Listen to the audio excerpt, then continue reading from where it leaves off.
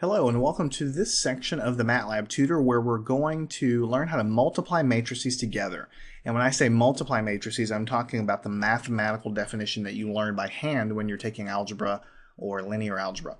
So actually doing the act of multiplying is pretty easy in MATLAB. I'm just going to show you a couple of gotchas along the way. So let's define matrix 1. Let's just make it really easy. 1 space, put a bracket here, 1 space 2 semicolon 3 space 4. So this is matrix number 1. So it's a 2 by 2 matrix. And let's do matrix 2. And let's also make it a 2 by 2 matrix. 5 space 5. And then we'll do 6, 6. Like this.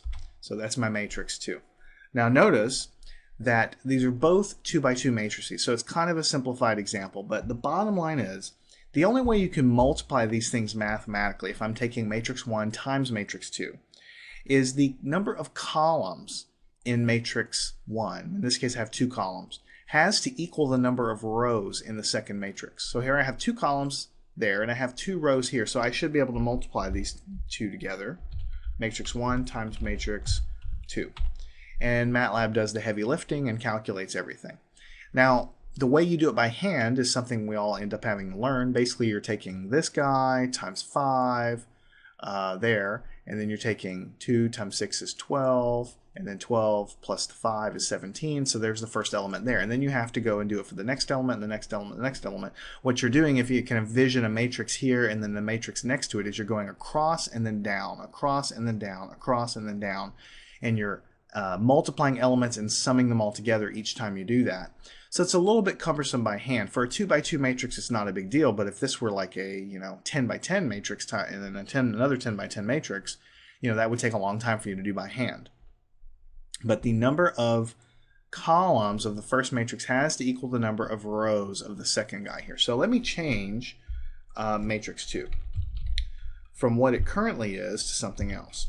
So we'll do 1 space 9 space negative 2 space 4, and then we'll do a semicolon 1 1 1 0, something like this. So now matrix 2 is a little different. So let me put them right next to each other.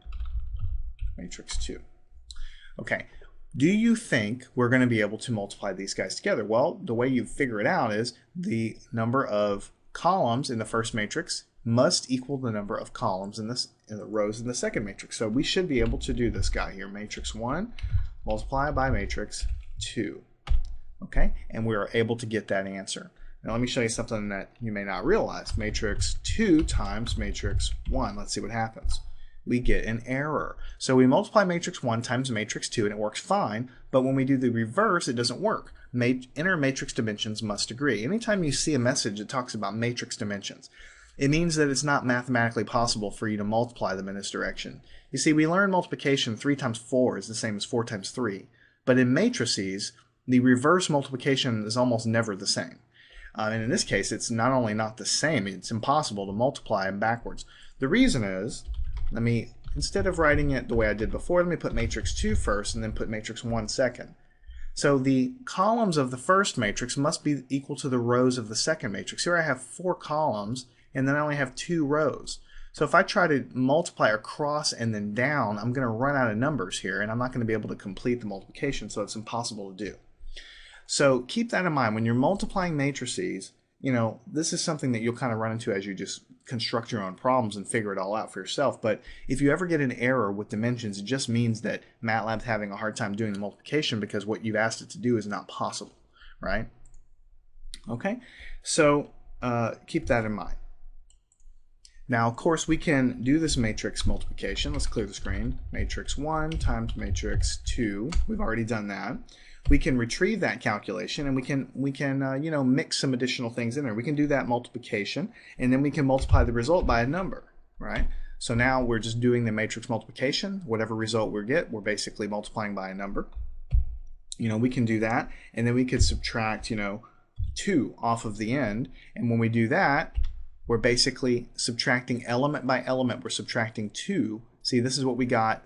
This calculation here, matrix 1 times matrix 2 times 2, yields this guy right here. So when we just subtract 2, MATLAB's going to try to do it element by element, and so there you go. Every element is subtracted down by 2.